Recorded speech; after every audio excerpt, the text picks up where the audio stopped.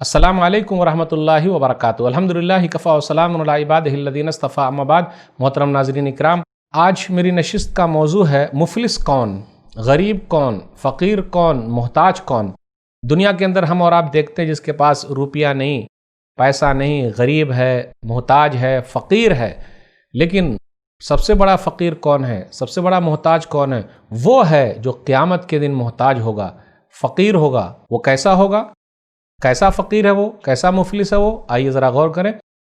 صحیح مسلم کتاب البر والصلہ، کتاب نمبر 45، باب تحریم الظلم، حدیث نمبر 2581۔ ابو ہریرہ رضی اللہ تعالیٰ عنہ بیان فرماتے ہیں، نبی صلی اللہ علیہ وسلم نے فرمایا، اتدرون ما المفلس، کیا تم لوگ جانتے ہو مفلس کون ہے، غریب کون ہے، فقیر کون ہے، محتاج کون ہے؟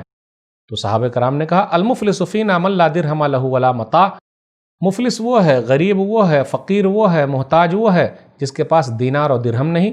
آج بھی اپنے یہاں وہی لوگ کہتے ہیں، ارے بھائی ہم تو غریب آدمی ہیں، ارے آپ تو سیٹھ صاحب ہیں۔ اللہ تعالیٰ کسی کو دے کر آزماتے ہیں اور کسی کو نہ دے کر آزماتے ہیں، اللہ کی تقدیر پر راضی رہیے۔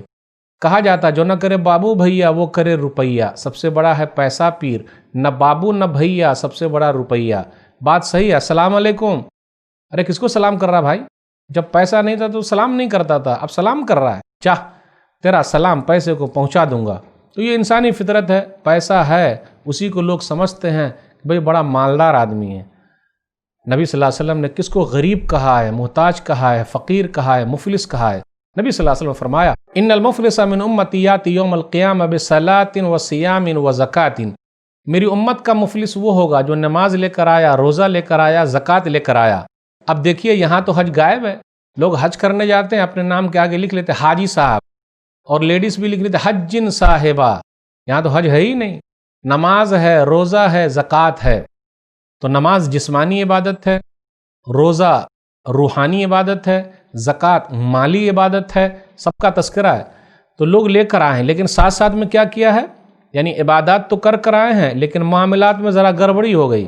تو کیا کہا؟ وَيَاتِ قَدْ شَتَمَ هَذَا وَقَذَفَ هَذَا وَأَكَلَ مَالَ هَذَا وَسَفَكَ دَمَ هَذَا وَضَرَبَ هَذَا فَيُؤْتَى هَذَا مِنْ حَسَنَاتِهِ وَهَذَا مِنْ حَسَنَاتِهِ فَإِنْ فَنِيَتْ حَسَنَاتُهُ قَبْلَ أَنْ يُقْضَى مَا عَلَيْهِ أُخِذَ مِنْ خَطَايَاهُمْ فَطُرِحَتْ عَلَيْهِ ثُمَّ طُرِحَ فِي النَّارِ۔ آدمی نیکیاں لے کر آئے لیکن ساتھ میں برائیاں بھی لے کر آیا۔ کیا ہے؟ کسی کو گالی دی ہے، کسی پر الزام لگا دیا ہے، فلانی کا فلانے کے ساتھ چکر چل رہا ہے، تہمت لگا دیا، کسی کا مال کھا لیا، پھر اسی طریقے قتل کر دیا، کسی کو مارا، دبنگئی کرتے ہیں لوگ، مارتے پیٹتے۔ تو کیا ہوگا؟ یہ نیکی بھی لے کر آئیں لیکن ساتھ میں برائیاں بھی لائیں۔ تو اب کیا ہوگا میرے بھائیو؟ اگر صبر کرتے ہیں ہم اور آپ تو فائدہ کتنا ہے؟ تو نیکی کرنے والوں کی نیکیاں لے لی جائے گی، پھر بھی ختم نہیں ہوا، تو اب یہ برائیاں ان کے اوپر تھوپ دی جائے گی۔ آدمی عبادات میں بہت آگے ہے لیکن معاملات میں پیچھے ہے تو مسئلہ بڑا گڑبڑ ہو جائے گا۔ آج کل لوگ یہ سمجھتے ہیں اللہ کے ساتھ صحیح رہو، بندوں کے ساتھ جیسا بھی رہو چلے گا۔ نہیں میرے بھائیو، اگر اللہ کے ساتھ معاملہ کچھ ذرا کمی بیشی ہوگی تو اللہ معاف کر دیں گے، لیکن بندوں کا معاملہ وہ تو برابری والا بھیا، جب تک وہ معاف نہ کریں اللہ بھی معاف نہیں کریں گے۔ اس لیے بندوں کے ساتھ اچھے رہیے، معاملات صحیح رکھیے، معاملات کی صفائی ہونی چاہیے۔ اس کے بعد کیا ہوگا؟ نیکیاں پوری ختم ہو گئی تو اب یہ برائیاں ان کے اوپر تھوپ دی جائے گی اور اس کے بعد گھسیٹ کے جہنم میں داخل کر دیا جائے گا۔